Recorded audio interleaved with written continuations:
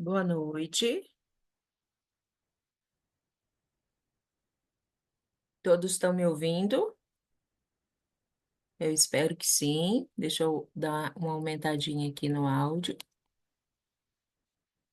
Eu já tenho uma aluna presente e a orientação que eu tenho é que a gente é, seja pontual no início da nossa atividade. Então, a aula vai ser gravada. Acredito que o professor Manuel deve estar tomando as providências para iniciar, né? Eu estou lendo aqui, a identificação é Idelcir, é isso mesmo? A Sim, pessoa e deu, tá. e deu Pô, sim. muito, muito, muito importante sua presença aqui. Nós vamos iniciar. Só vou começar a me apresentar um pouquinho, tá bom? Mas vai dar tudo certo, Tá, tá bom? Deixa eu só ok, fechar tá bom. aqui é, essa parte aqui,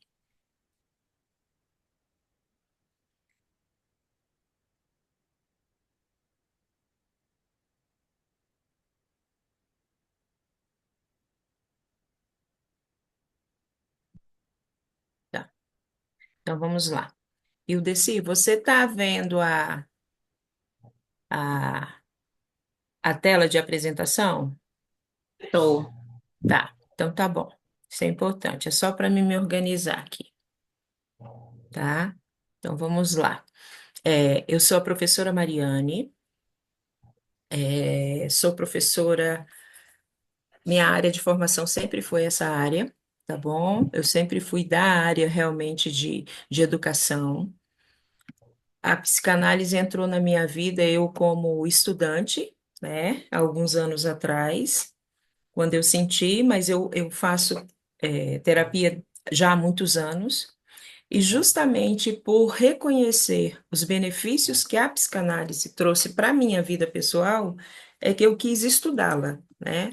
Então, eu sou formada na área de magistério, de educação, eu tenho curso de pedagogia e de ciências humanas, formei na área de psicanálise pela SAPDH, foi quando eu conheci o professor Manuel, que foi meu supervisor, meu orientador.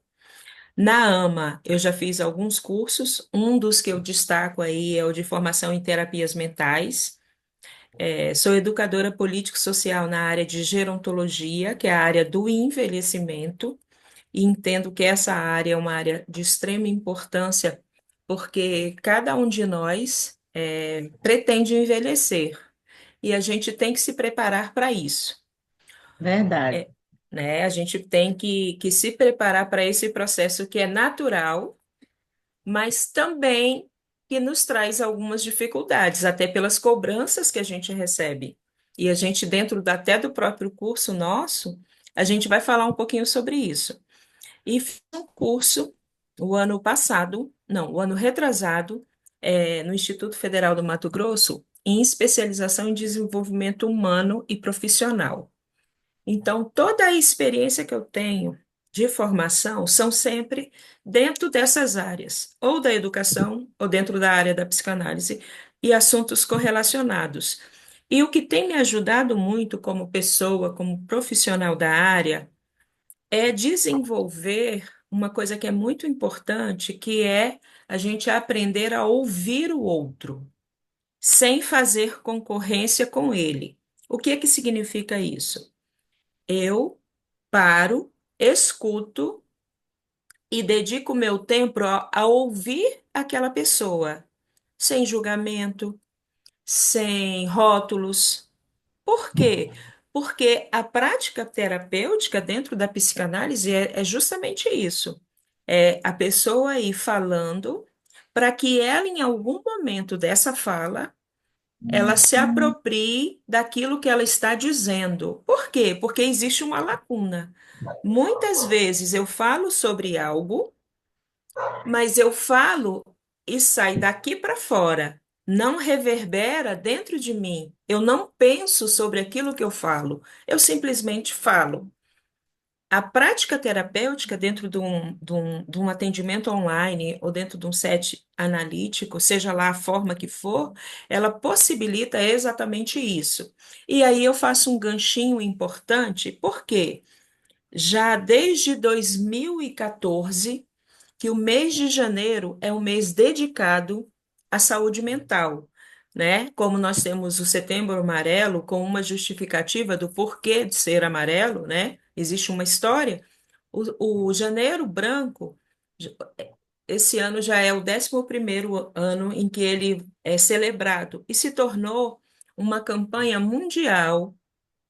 Começou aqui no Brasil, mas se expandiu já para outros países onde um psicólogo em Uberlândia, em Minas Gerais, vendo a necessidade, através dos próprios atendimentos que fazia, de dar ênfase às demandas emocionais, quer dizer, a necessidade de autoconhecimento, de se falar sobre saúde mental, ele foi buscando, né, elementos para que a gente celebre essa data, informando as pessoas que a saúde mental ela é tão importante quanto a saúde física, que devemos dedicar tempo, né, para nos conhecermos, buscarmos ajuda. Isso não significa fraqueza da nossa parte, ao contrário, significa coragem, determinação.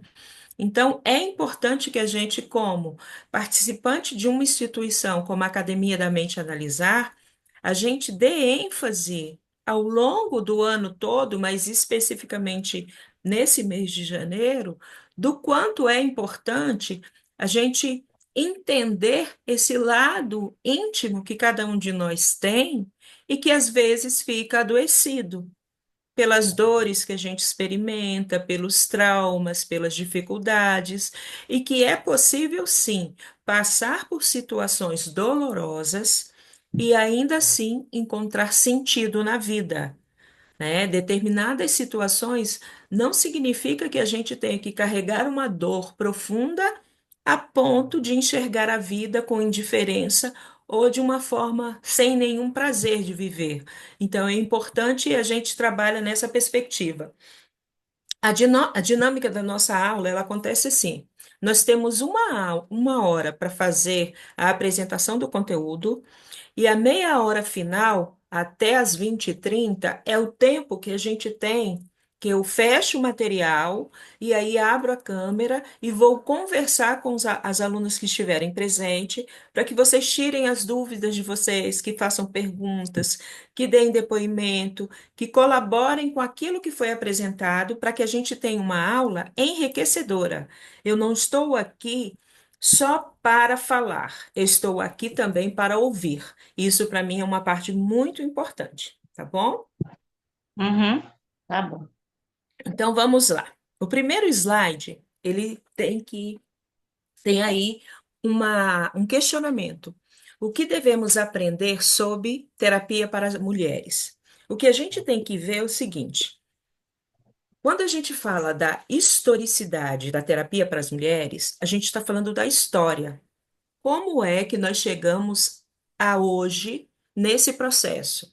Hoje nós temos, além da AMA, várias instituições que trabalham dando suporte terapêutico para pessoas ou profissionais que queiram se familiarizar nessa temática. Mas isso é uma necessidade, por quê? Tanto individualmente como coletivamente, chega no nosso celular, nas nossas redes sociais, nas nossas conversas, ou no trabalho, na família, no lazer, depoimento de pessoas que estão passando por dificuldades nesse aspecto. E aí a gente vai ver hoje, através dos gráficos que eu vou apresentar a vocês, que é um número considerável de mulheres que adoecem emocionalmente. E por que que existe esse adoecimento? É sobre isso que a gente vai falar inicialmente. Existem diferenças anatômicas entre os indivíduos. Então, eu, como mulher, tenho uma estrutura orgânica, né, diferente da estrutura orgânica, anatômica do homem. Existem também diferenças hormonais. E aí vale a gente ressaltar que, como em determinado período da nossa vida, pela escolha que a mulher faz e com o seu parceiro de vida, né, ela passa a gerar uma outra vida, a carga hormonal que nós temos é muito grande. A gente tem que pensar que durante 9 meses, ou melhor, 36 semanas, aproximadamente de 36 a 39 semanas, a gente está gestando uma outra vida. A gente passa a ser casa para o nosso filho. E isso requer uma demanda de hormônios para que esse processo ele aconteça tanto com segurança para a criança como para a mãe. Então, a carga hormonal que nós temos ao longo da nossa vida é muito grande. Então, isso faz com que nós tenhamos aspectos biológicos diferenciados e muito mais suscetíveis, muito mais sensíveis. A própria maturidade sexual ocorre de uma forma muito diferente, né? É muito comum a gente ver. Jovens de 15 anos, mas a menina de 15 anos ou a moça de 15 anos, ela tem uma maturidade diferente do rapaz. Por quê? Porque os processos biológicos acontecem em ritmos diferentes, né? O homem amadurece um pouquinho mais tarde, né? Então, isso faz parte desse aspecto biológico. E o próprio processamento de informações. A gente tem naturezas diferentes. E aí a gente tem que aprender a lidar com isso. E a maravilha que a gente tem é que hoje a nossa geração está tendo acesso a essas informações. Anteriormente, essas informações, elas eram informações que nós não tínhamos, né? A gente sabia que era diferente, mas não existia tanto desenvolvimento na ciência, tanto desenvolvimento na parte psicossocial, e hoje a gente já tem conhecimentos diferentes. Mas não só são os aspectos biológicos que influenciam nisso. Existem aspectos históricos e culturais. Então vamos lá, olha só. Direitos civis e políticos se ampliando nos séculos 19 e 20. Então, quando a gente vai assistir um filme de época, ou ler alguma história, ou assistir uma novela de época, a gente percebe que durante muitos anos, a mulher não tinha nenhum tipo de participação na vida civil nem política. Ela era, a função da mulher era cuidar dos filhos, cuidar da casa, cuidar do marido. Então, durante muitos anos, esse padrão de comportamento se tornou repetitivo, né? Não se questionava isso, simplesmente se cumpria. Então, se eu for parar para pensar, minha sogra, minha mãe tiveram uma formação de habilidades que hoje existem, mas existem profissionalmente, que é, por exemplo, bordar, crochetar. Então, fazia parte da formação da mulher para se tornar uma esposa que ela soubesse dessas habilidades. Hoje isso não é mais uma exigência. Ela pode até fazer isso, mas não é uma exigência, é uma escolha dela, tá? A ampliação da presença da mulher no mercado de trabalho. Então, a mulher, em determinado período, passa a ir buscar o aprendizado profissional, e isso vem se ampliando cada vez mais, né? E para buscar esse acesso profissional, ela teve anteriormente o quê? Acesso à educação. Antigamente, e é um passado recente, a mulher para estudar precisava da autorização do marido, a mulher para viajar, para trabalhar. Então, ela é como se quem validasse a mulher fosse o esposo, o marido. Então, os processos históricos, ao longo da história da humanidade, eles vão se modificando, graças a Deus, né? Então, vamos lá. Nesse aspecto, então, lembrem-se bem disso. A mulher, inicialmente, ela tinha uma sobrecarga somente dessa parte. Nessa parte, é, como uma profissional do lar. Cuidava do marido, da casa, dos filhos, da educação dos filhos, né? Hoje eu estou apresentando para vocês um gráfico sobre a prevalência de transtornos por sexo no Brasil, e é um dado recente. É um dado, esse aí é antes da pandemia, 2019.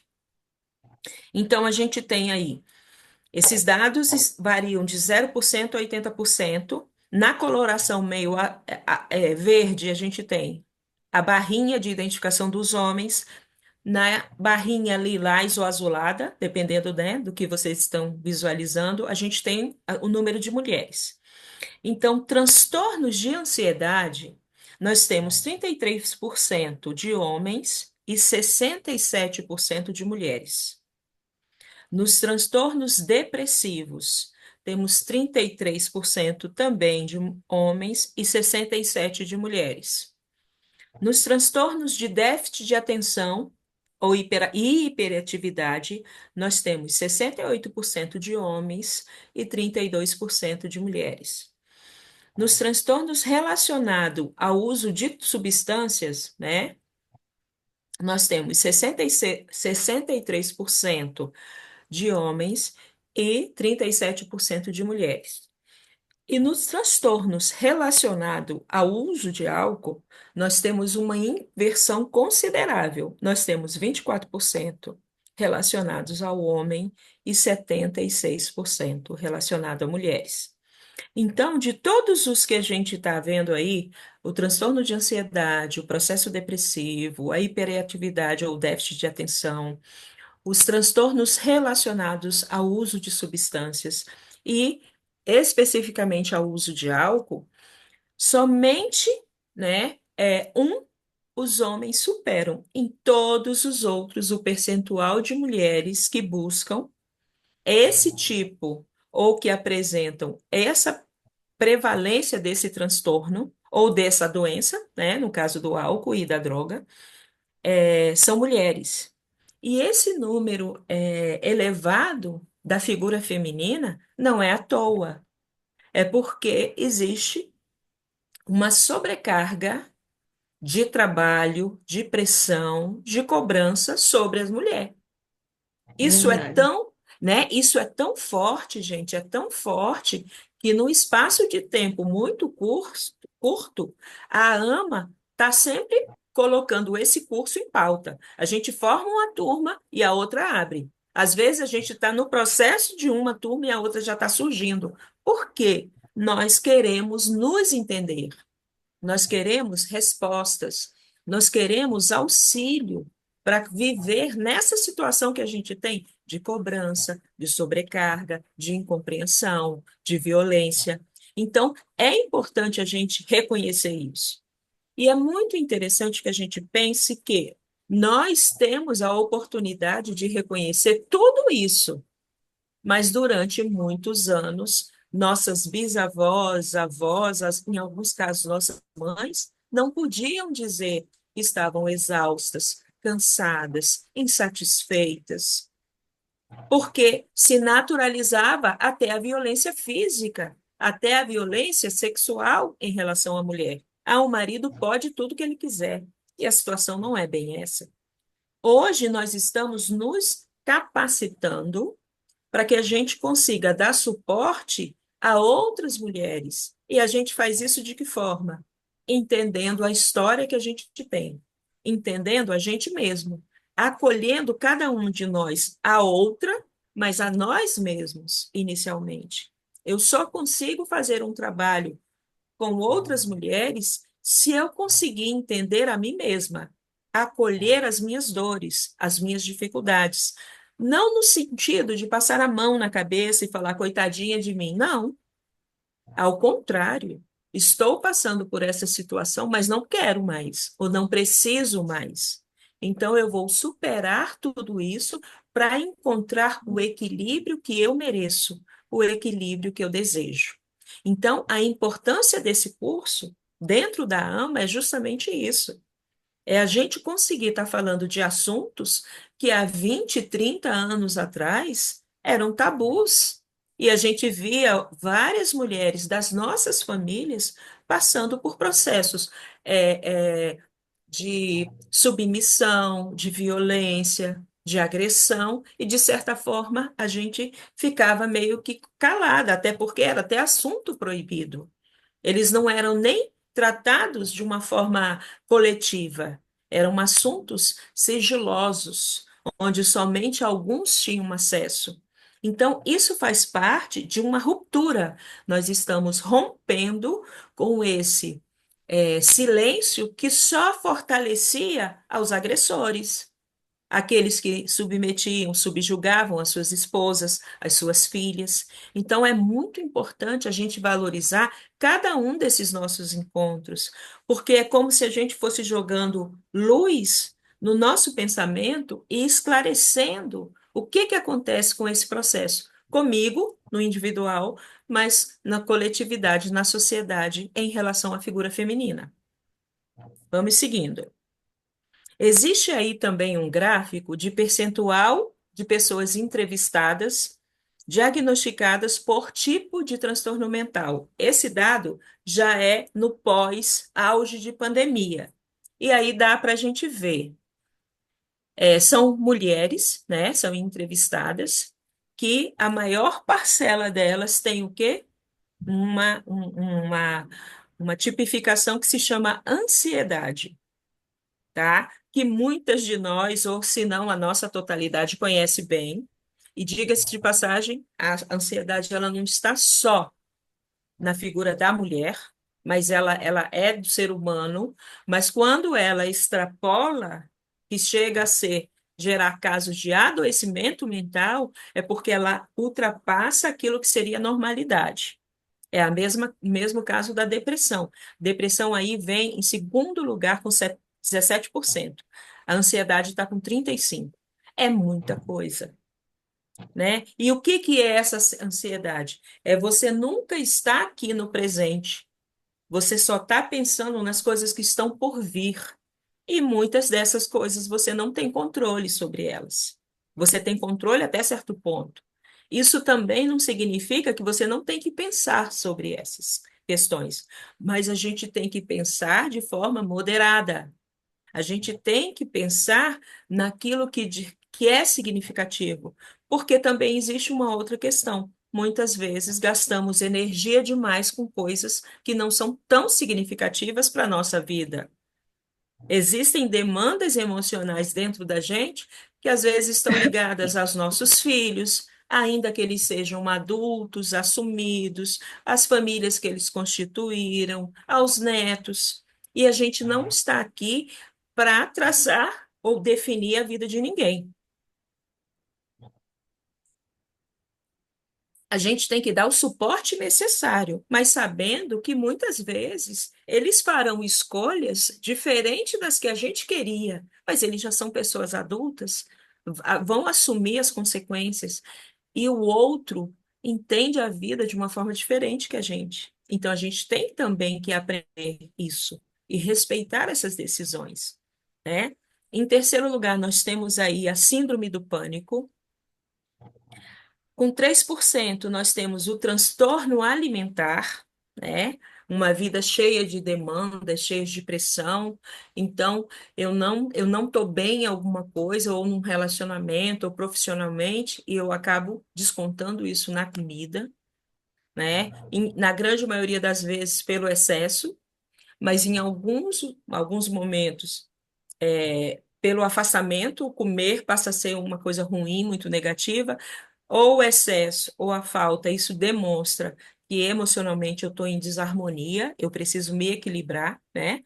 O transtorno afetivo bipolar, uma alteração muito frequente, né, de humor, de alteração, isso também compromete as relações. O transtorno obsessivo compulsivo, em 2%, e o transtorno explosivo intermitente, né, aquela pessoa que tem rompantes, né, de agressividade, marcando aí 1%. Então, é muito importante, primeiro, que a gente fale sobre isso, que a gente perceba, que a gente se observe e também observe as pessoas que convivem conosco, né? Muitas vezes eu, enquanto professora, quando uma mãe chegava me apresentando, ó, Mariane, né?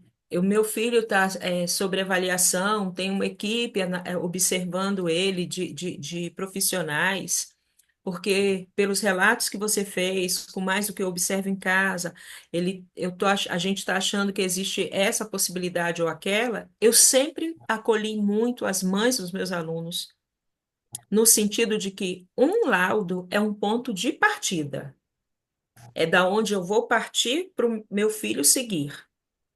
Não é fácil. Muitas vezes existem laudos muito limitantes, mas a gente vai viver aquela decepção misturada com aquele luto, com aquela dor, mas a gente não tem como mudar isso. Então, a melhor forma que a gente tem de lidar com essas situações que a gente não tem como mudar é acolhê-las.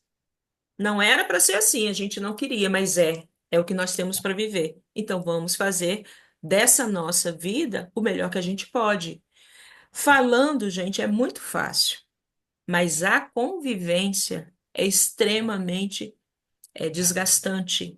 Mas a gente precisa desse amadurecimento, até para auxiliar esse filho, para capacitá-lo.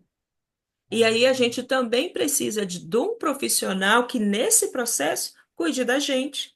Então, mãe atípica, né? Eu tenho um filho que tem uma atipia. Eu preciso que ele seja cuidado por mim, mas eu também preciso que alguém cuide de mim. Então, é necessário que eu também tenha uma supervisão terapêutica para dar vazão a todos os meus questionamentos, as minhas dores, as minhas fragilidades. E é um processo que, na maioria das vezes, não acontece, né? Saúde mental no nosso país, de uma forma geral, ainda é luxo, não é uma coisa universalizada, onde as pessoas têm acesso, né? Então, a gente precisa estar observando isso também. Vamos seguir.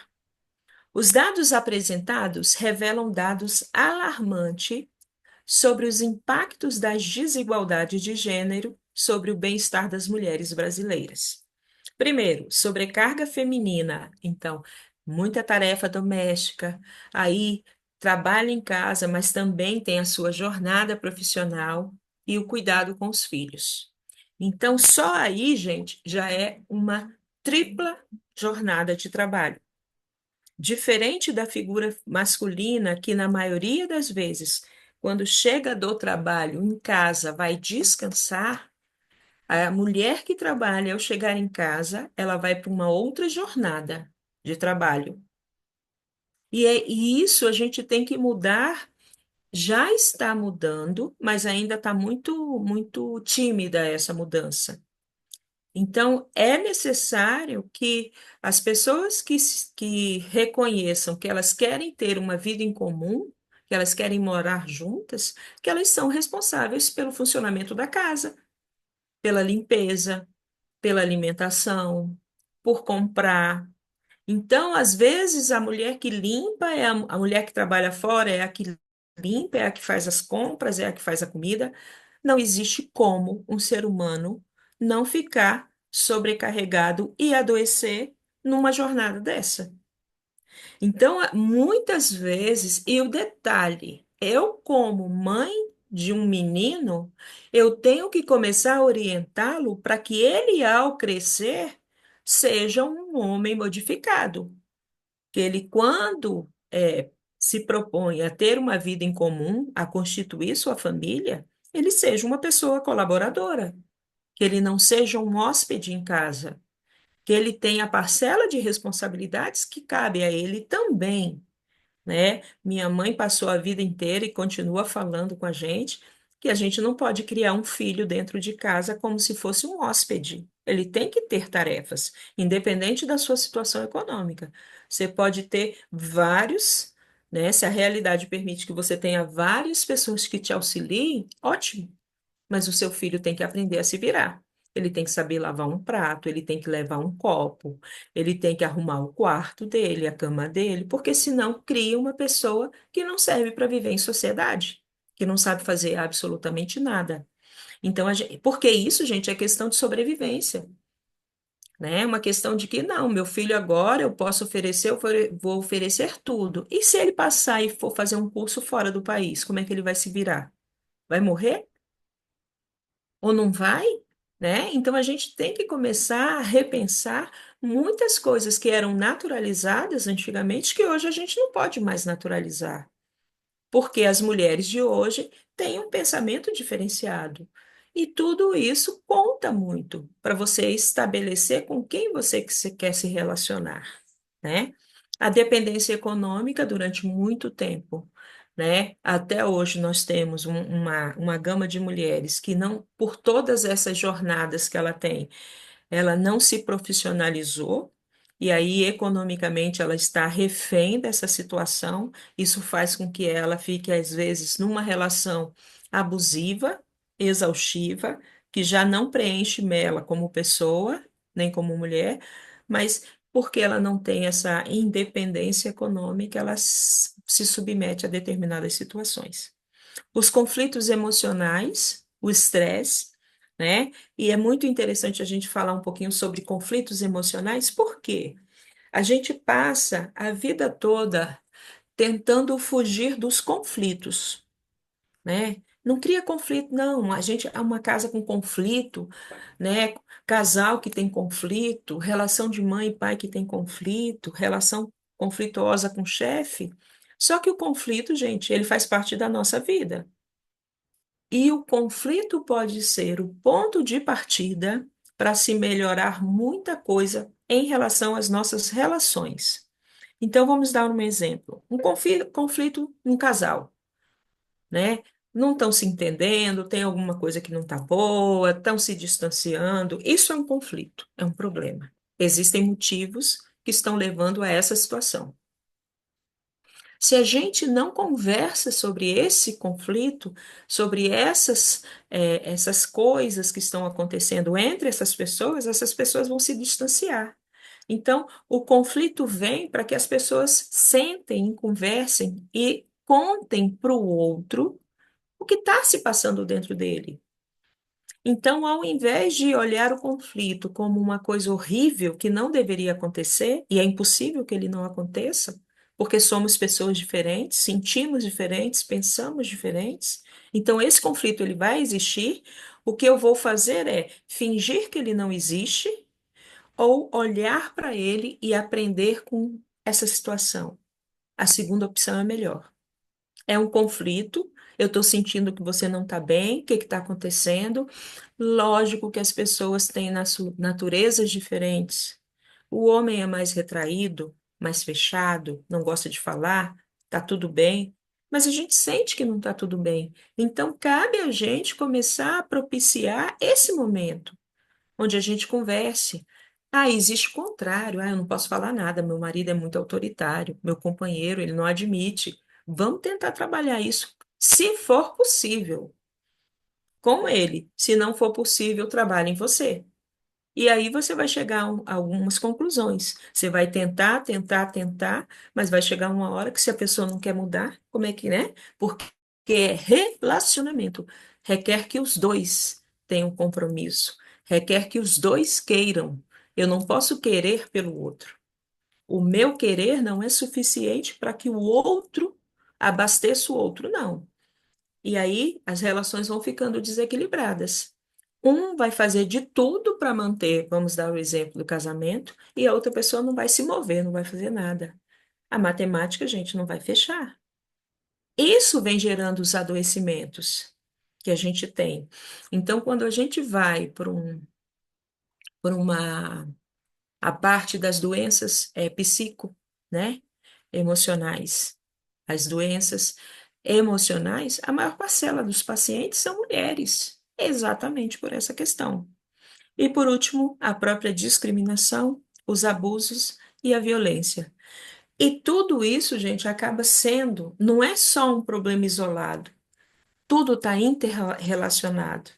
A dinâmica de uma família no dia a dia, com filhos pequenos, filhos em idade escolar, que você precisa levar, que você precisa buscar, que ainda não tem autonomia para decidir as coisas, é muito exaustante mesmo. É cansativa. No entanto, se ela for dividida entre as pessoas, vai ficar menos difícil. Fácil não vai ficar, tá? E aí tem um questionamento para vocês. O que que existe de diferente no processo terapêutico para mulheres? A gente tem aí, eu sempre gosto de trabalhar com imagens. Mulheres, né? A silhueta de várias mulheres. Mulheres brancas, com cabelo cacheado, com cabelo loiro, mulheres pardas, uma mulher negra. E aí a gente tem que entender isso, que independente da estrutura que a gente tenha, genética, física, do ambiente que eu tenha sido criado, do ambiente social que eu tenha, da situação econômica que eu tenha, nós vamos sempre apresentar problemas muito próximos uns dos outros. Às vezes a gente não tem ideia disso, a não ser que a gente esteja participando, que numa roda de conversa, onde você vê pessoas de vários ambientes diferentes, mulheres que são donas de casa, mulheres que são donas de casa e trabalham, mulheres já aposentadas, mulheres jovens, mulheres mais experientes, as demandas emocionais que vêm à tona nessa roda de conversa são muito próximas, são muito parecidas.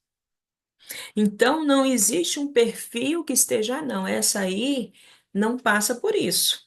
E olha a coisa como é interessante. Atualmente, a gente tem pessoas de diferentes segmentos da sociedade, né? Pessoas que, teoricamente, para a gente seriam pessoas com fama, com uma situação econômica boa, que questionam e falam que estão vivenciando problemas emocionais, né? Lembro da Simone Biles, que ela passou um ano sem competir. Por quê? Porque ela se afastou, atleta norte-americana, né, ginasta, para cuidar da parte emocional dela. Quando a Rebeca, né, no período das Olimpíadas, mostrava toda aquela leveza, uma força, uma dinâmica forte de apresentação, mas muita tranquilidade. Uma das coisas que eu faço terapia desde 14 anos. Então, são muitos anos para que se conquiste essas, esse suporte emocional, que mesmo numa situação de pressão, você consiga se manter, ter controle. E nós temos que falar sobre isso. Nós temos que entender que não é demérito algum a gente reconhecer que está adoecido, que precisa de ajuda, que precisa encontrar respostas, que do jeito que está indo não está bom. Então, às vezes, nós precisamos, inclusive, da intervenção medicamentosa que vai ser passada pelo psiquiatra, porque nós, enquanto psicanalistas, a gente não trabalha com medicação, a gente dá o suporte noutra parte, mas muitas vezes com o tratamento medicamentoso e com as sessões de terapia, o nosso paciente, ele resgata a vontade de viver, a credibilidade nele mesmo, a esperança de dias melhores, a força do trabalho para construir esses dias melhores, porque os dias melhores, gente, eles não são uma retribuição aleatória, não, é fruto do nosso esforço, da nossa coragem, porque para fazer terapia a gente tem que ser corajoso. Se não for, não faz, porque ela vai futucar, ela vai mexer em coisas que estão às vezes que a gente não quer nem saber, não quer mexer, porque dói. Quando elas vêm à tona parecendo que vão afogar a gente. Mas com o passar do tempo, nós vamos colocando tudo nos seus devidos lugares. E isso é importante. Isso é significativo, né? E aí a gente tem, eu escolhi 4 gravuras que representam bem esse processo terapêutico que a gente está começando hoje, né, a iniciar. Essa mulher aqui com esse aviãozinho na mão é a silhueta de uma mulher, né? Então a gente pode codificar isso aí de diferentes formas, chamar de busca da liberdade, autoencontro, seja lá o que for. Me chama a atenção porque tudo que voa, né? O voar é algo que gera, pelo menos na minha cabeça, né? Uma coisa de superação, né? De liberdade, de não estar sufocada, não estar presa, de ter. percepção das coisas melhores, né? Aquela vista, enxergar, né? O voo dos pássaros é algo que me encanta muito. Às vezes a gente vê aqueles pássaros bem frágeis, né? Se deslocando, se tiver um dia de sol, assim, você fica pensando, meu Deus, como é que pode, né? A gente aqui tão preso e eles lá tão livres, tão libertos. Então, a terapia para a gente é essa busca. Essa foto aqui, ela mostra os divãs, né? Que é um recurso que a gente usa, principalmente dentro do consultório, para que o nosso paciente sente ali e nos conte. Mas não é um bate-papo. Ele vai nos contar falando sobre as vivências dele, né? As experiências. A gente faz algumas colocações, mas sempre muito pontuais. Existem alguns momentos que a gente não faz nenhuma colocação, ele está com necessidade de falar, e ali ele vai mostrando o quanto ele precisa se conhecer. Pegar todas aquelas coisas que estavam guardadas, e às vezes coisas que estão, se for uma pessoa da minha faixa de idade, já uma idosa, né? Porque eu já sou uma senhora idosa, que já passou por muitas coisas e que nunca quis mexer, né? Talvez esse baú tenha mais elementos que precisam ser olhados, mas tudo isso de uma forma muito ética, muito correta, muito respeitosa, né? Muitas relações estabelecem anos, vínculos entre o terapeuta e aquele paciente, porque diferentemente de um processo de doença física, né? A doença emocional, o adoecimento emocional, a gente pode passar um período ou outro sem estar ali por alguma questão, mas a gente sempre vai precisar dessa supervisão do terapeuta, porque nós somos seres que estamos em transformação, em processo. Então, hoje eu tenho o alívio de muitas demandas que eu tive quando eu tinha, por exemplo, 40 anos. Mas, em compensação, eu tenho alguns questionamentos que, quando eu tinha 40 eu não fazia e que hoje eu já faço. E eu faço hoje porque eles já foram despertados pelos anos que eu tenho de terapia. Então, isso é como se a gente fosse aguçando o nosso olhar. A gente fosse olhando para dentro da gente, não para esse corpo físico só, não. É olhar internamente, olhar as emoções, as memórias, os medos, os traumas, e a gente fosse olhando tudo isso e entendendo. Por isso que a gente tem que ser preparado para isso, tanto para fazer como para auxiliar uma pessoa nesse processo, porque seja um ou outro requer coragem, requer responsabilidade, né?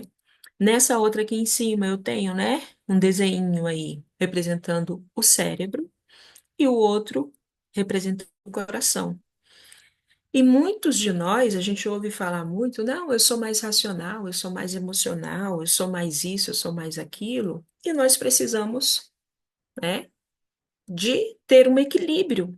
Por isso que eles estão dando aqui, né, a mãozinha. Eles estão harmonizados. Se eu for uma pessoa racional o tempo todo, se é que alguém consegue ser racional o tempo todo, a vida, para mim, vai ter uma racionalidade, mas eu vou perder um pouco do encantamento que a vida tem, porque as emoções compõem e muito a trajetória do nosso viver. Se eu for uma pessoa emocional demais, e aí a gente vai usar um adjetivo para essa pessoa, uma pessoa passional, que vive sob o impacto só das emoções, que não consegue ter frieza para analisar, eu também vou ter problemas. Então, qual é a nossa tarefa? Cada um de nós vai ter uma predominância, lógico, mas eu tenho uma predominância. Isso não significa que eu vou viver sobre o jugo dessa minha forma passional de viver ou dessa minha forma racional de viver. Eu vou buscando o quê? O equilíbrio. E isso é possível. A gente olhar uma situação que a gente está e ao invés de fazer a coisa abrupta que aparece como resposta, a gente pensar sobre aquilo. Por isso que a gente é dotado de inteligência, para que a gente use essa inteligência, não no sentido de ser mais sabido, não, mas mais amadurecido, porque o amadurecimento é diferente da inteligência. O amadurecimento vem da forma como a gente lida com as próprias demandas nossas, nossos fracassos, as nossas frustrações que existem, fazem parte do meu ser. Então é importante. E aqui são muitas máscaras, né? Que a gente, ao longo da vida, a gente usa. E usa mesmo, gente. Ó, aqui, ó. É, uma sorrindo, outra chorando, outra com a cara assim, né? A sobrancelha de quem tá bravo, tá decepcionado, aqui do lado de quem tá brigando.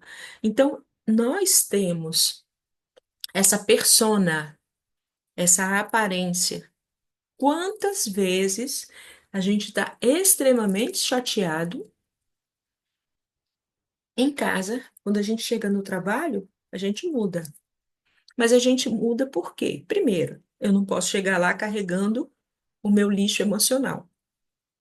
Isso também é uma forma de autoproteção. Então, nós vamos, não da gente vai se mascarar, não é isso. Mas a gente vai aprender a lidar com isso, com essas situações. Onde a gente vai, eu não posso perder a referência de quem eu sou como pessoa, a minha essência. Existe um lado meu de Mariane que tem que estar presente em qualquer ambiente, no meu ambiente religioso, no meu ambiente profissional, no meu ambiente familiar, no meu ambiente de lazer. Eu não posso ser uma pessoa em cada local que eu estou. Tem alguma coisa errada nisso. Então, é sobre isso que a gente continua falando e trabalhando, né? Esse aspecto é muito importante. E para nossa reflexão, que a gente está quase chegando no momento em que eu vou abrir para vocês, tem uma reflexão que eu acho muito importante. É uma reflexão de uma psiquiatra, Nise da Silveira, brasileira, né, contemporânea nossa. Ela revolucionou o tratamento psiquiátrico no Brasil.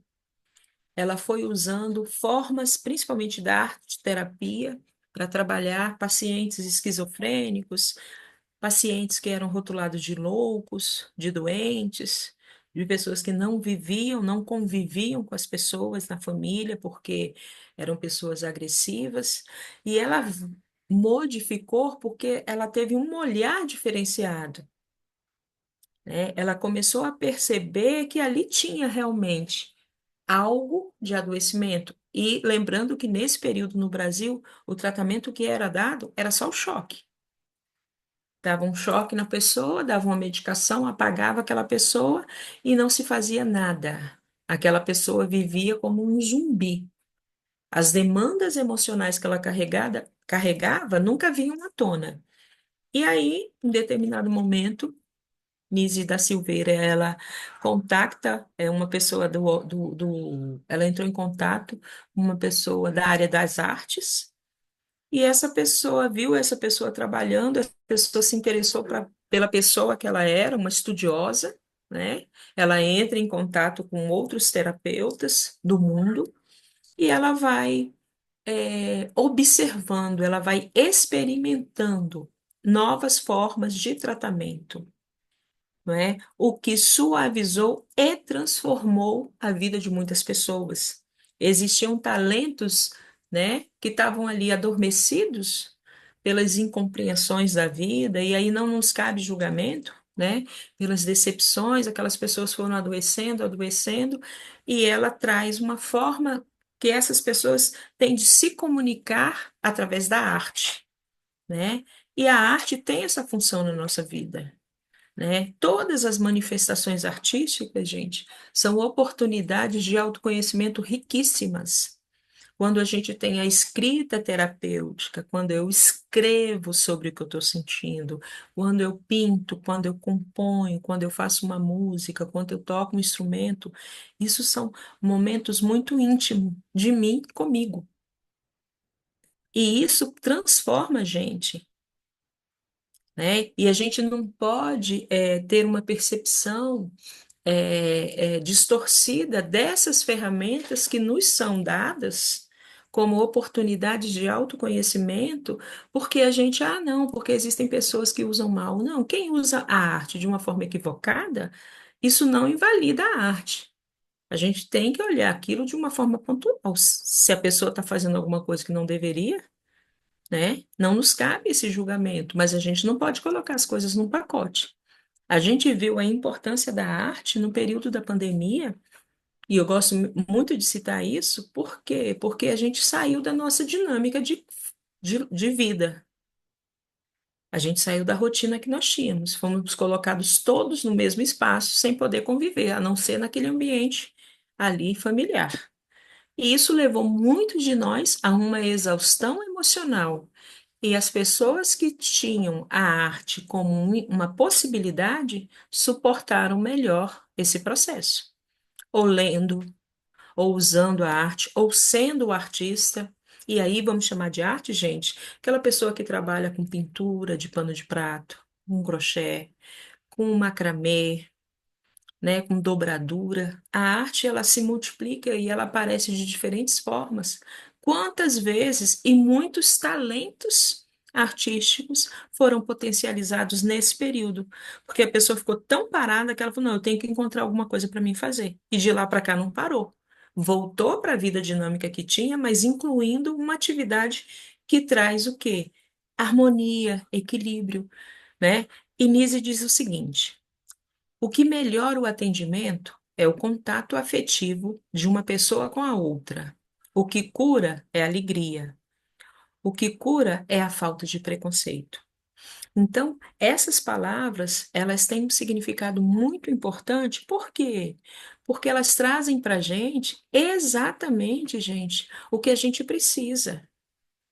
Nós sabemos das dificuldades que nós temos, sabemos dos dilemas que nós vamos enfrentando, dos problemas, de tudo. Mas o que a gente não pode fazer é abdicar. Ah, não, minha vida é assim mesmo. Não, não é assim mesmo. Vai ser assim, não tem jeito, não. Tem. Mas eu preciso ter coragem para esse enfrentamento. Eu preciso me expor. E quando eu falo eu preciso, é no sentido de que tudo acontece no tempo certo, né? Quando a gente vai encontrando na prática terapêutica as respostas das demandas emocionais dos conflitos que a gente vivencia, a gente vai se assustando, porque a gente vai falando, poxa vida, eu achei que eu não tinha, não precisava. Ainda existe muito preconceito em relação a isso. Hoje, bem menos, né? O primeiro contato que eu tive com terapia foi em 2004.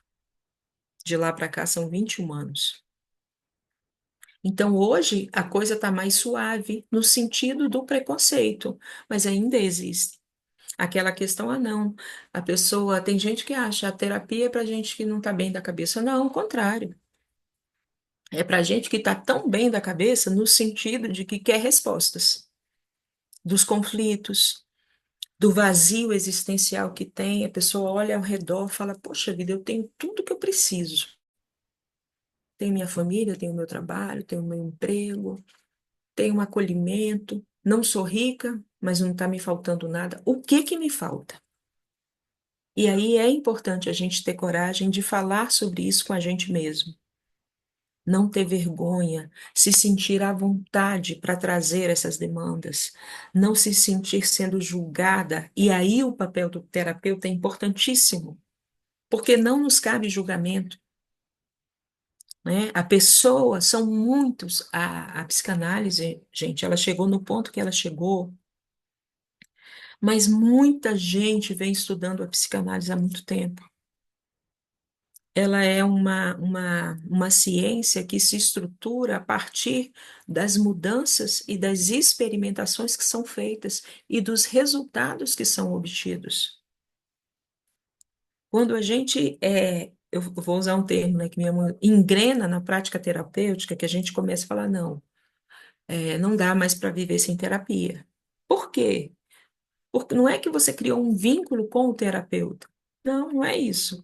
É porque você reconhece que aquele processo todo de estar ali é um processo de mim para comigo. Aquela outra pessoa é o mediador, mas sou eu. despida de mim mesmo diante de mim, porque eu sei que ali não vai ser imputado a mim julgamento, nem condenações. Então, é esse espaço que é tão sagrado que transforma as nossas vidas. Então, é importante que a gente reconheça a importância dessa oportunidade que nos está sendo dada de estar falando sobre isso, de, de aprender a manejar essa ferramenta, que é uma ferramenta que requer de mim muita vontade de aprender, estudo permanente, autoconhecimento, observação. Então, são muitos pontos que estão ligados para que a gente tenha bons frutos dessa semeadura que a gente está implementando, né? E agora eu gostaria muito de ouvi-las, as pessoas que se sentirem à vontade, ó, tá cravadinho o nosso tempo. Se sentirem à vontade, ou para perguntar, para colaborar, para ter alguma dúvida, de alguma maneira eu gostaria de ouvi-las.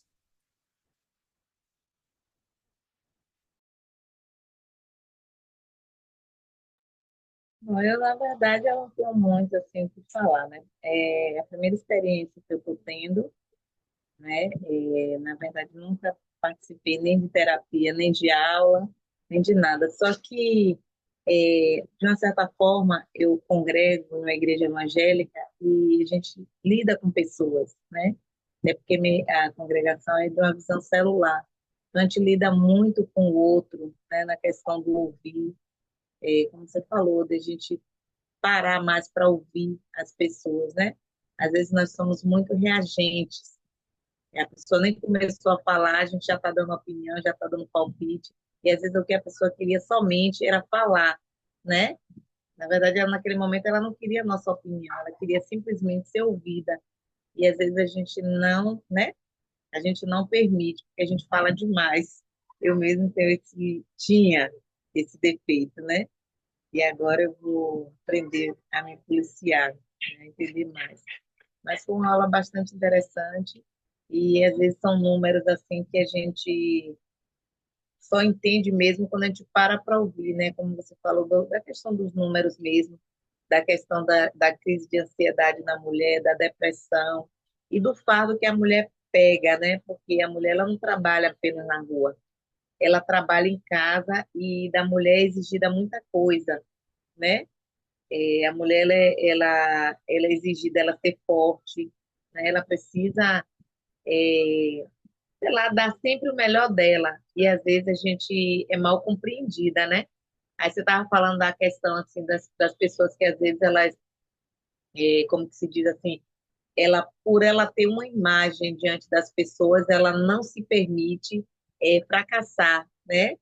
Ela não se permite fracassar. E você estava falando sobre isso, eu me lembrei de Ana Hickman, né? Daquele que um dia desse aí teve aquele boato do marido que batia nela, né? Que fazia tantas coisas com ela e ela não falava por ela ser uma pessoa pública, né? Que falava de diversos assuntos, então ela não se achava no direito de compartilhar com as pessoas aquilo, a violência que ela vinha sofrendo, né? Uma violência não apenas física, mas psicológica também, né? Então, é isso. Achei bem interessante a aula, muito boa. Obrigada por compartilhar seu conhecimento, né? Obrigada. Oi, Devci, sua fala assim cai como uma cereja no bolo, sabe? Você trouxe exemplos muito significativos, porque esse processo que você falou, eu nunca tive experiência na terapia propriamente, nem como curso, nem fazendo, mas talvez não nessa formal que a gente conheça, né? Mas a sua própria prática dentro da sua instituição religiosa já demonstra a sua percepção, né? Você, como eu, também já observou que a gente precisa ouvir mais, É né? A verdade. gente não precisa concorrer com aquela pessoa que está fazendo uma narrativa. Ela não quer saber se eu tenho uma doença mais grave que a dela, ou um problema mais, né? Então, quando a gente se dá conta disso, é muito interessante, porque é uma coisa simples, que às vezes a gente reproduz sem saber. Quando a gente vai se apropriando, por isso que o conhecimento ele é libertador, a gente vai ganhando conhecimento, você fala, poxa vida, eu fazia assim, né? Eu reproduzia isso que hoje eu vejo como uma falha. Mas por quê? Porque eu também tenho as minhas demandas e elas precisam ser trabalhadas. E aí, esse somatório de que cada um buscando as suas respostas e buscando o seu melhoramento é que vai produzir uma sociedade melhor. Porque a gente ouve muito falar isso, né? Minha mãe reproduz, minha mãe tem 87 anos, então ela tem uma jornada já de vida muito longa.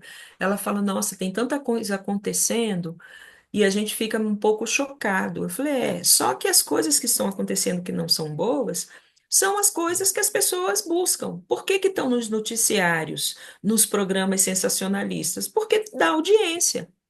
As coisas que são boas, que estão acontecendo no mundo, porque elas não param também, elas não aparecem. Então dá a impressão que está tudo muito ruim. E aí, aquilo muito ruim, eu já não estou muito bem. Recebo uma chuva de informações na televisão ou pelas redes sociais de coisas ruins, eu vou ficando mais adoecida. Então, Verdade. nós também temos que ter discernimento para saber que se eu não estou numa fase muito boa, eu preciso ser impulsionada por coisas que me melhorem. Porque cego não guia cego. Se a pessoa ali, se aquilo que está ali é uma coisa que não vai me fazer bem, para que que eu vou buscar? Só que a gente busca.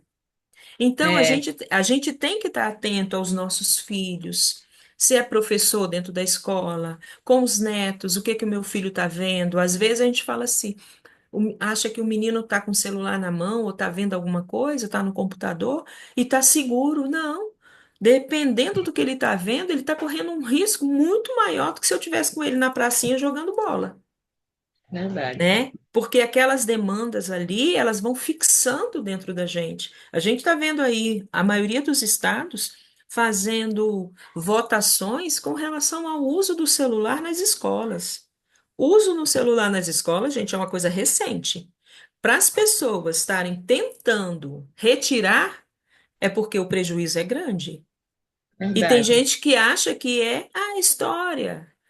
Não, o excesso de tela, ele traz um aceleramento de pensamento, e isso interfere na construção da aprendizagem da criança. Eu estou aposentada da sala de aula, mas eu não parei, né? Eu estou noutra função dentro das escolas. E eu observo muitas crianças, muitos jovens que são laudados, que eles não têm mais paciência para ler um parágrafo com 5 linhas. Eles, e Porque se lê, eles não entendem nem o que está lendo. exato. Se Então, lê, isso, o que que vai ser dessa geração daqui, né, a 15 anos? Então, é, essas intervenções, elas não são doidice da cabeça de alguém, elas são pautadas em estudos. E não é um fenômeno aqui, é no mundo inteiro. Então, a gente também não pode ser tão assim, achar, "Ah, não, isso é invenção, alguém que está querendo." Não, não é. É porque a gente tudo extrapolou. Perdeu-se o freio, né? E muitas vezes a é, gente tem que repensar as nossas próprias escolhas. Então, assim, queria muito agradecer a sua colaboração no sentido de estar trazendo exemplos concretos, isso é importante, né? E tem mais alguém que queira colaborar comigo, conosco, gente? Pode se sentir à vontade, abra o microfone. Se não quiser abrir a câmera, a gente sabe que às vezes a pessoa está chegando do trabalho, está no percurso, não tem problema. Só deixem aí, né, os relatos. Se quiser escrever no chat, eu leio. E aí a gente vai se comunicando da forma que a gente consegue, né? Normalmente é assim. O primeiro encontro, dificilmente alguém fala. Então, hoje já foi um encontro muito bom para a gente, porque a gente já teve a participação. Mas como nós teremos vários encontros, a gente vai criando mais intimidade, vai se sentindo mais à vontade. E isso também é importante. A gente reconhecer o ritmo que a gente tem das nossas próprias atividades, da confiança que vai sendo criada entre o grupo, né? E é importante a gente reforçar isso. Tudo aquilo que é tratado aqui dentro, embora a aula seja disponibilizada, a gente tem uma credibilidade em relação aos assuntos, às temáticas, e sempre de forma respeitosa com todos, porque é assim que a gente tem que viver, né? Sabendo lidar com as diferenças que nós temos, cada um, mas sempre de forma fraterna e afetuosa, que isso é importante. Tem mais alguém que queira falar?